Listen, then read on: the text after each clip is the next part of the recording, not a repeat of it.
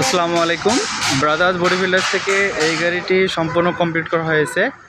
এই গাড়িটি জিএমএক্স কোম্পানির গাড়ি, জিএমএক্স গার্মেন্টসের এই গাড়িটি একদম এক সাইড সম্পূর্ণ অ্যাক্সিডেন্টে একদম নষ্ট হয়ে গেছিলো। আমরা পুনরায় আবার একদম শোরুম কন্ডিশন কাজ করছি।